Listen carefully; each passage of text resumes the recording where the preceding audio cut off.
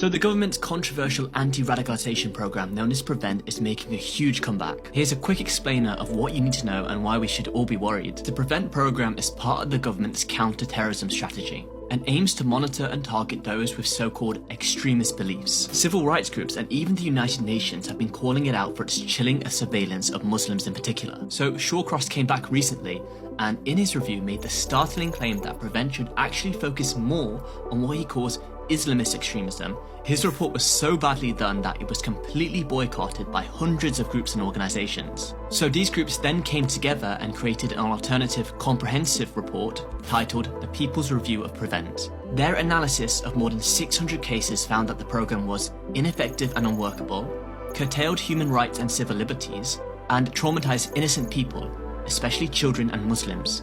They ultimately recommended that PREVENT should be completely dismantled. Fast forward to today, despite the huge flaws, they've gone all in on his ideas and accepted all 34 of his recommendations. And now we are beginning to see the worrying results of this. Recently, the government released what it called a new definition of extremism, which has been described as a political manifestation of Shawcross's recommendations. And now there are reports that the government is expanding the PREVENT programme to include believing in socialism and anti-fascism as potential extremist beliefs.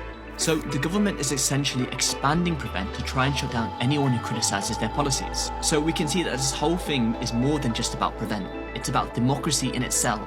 Because if the government gets to decide what extremism means, and hence which groups it gets to spy on, then well, we've got a huge problem on our hands.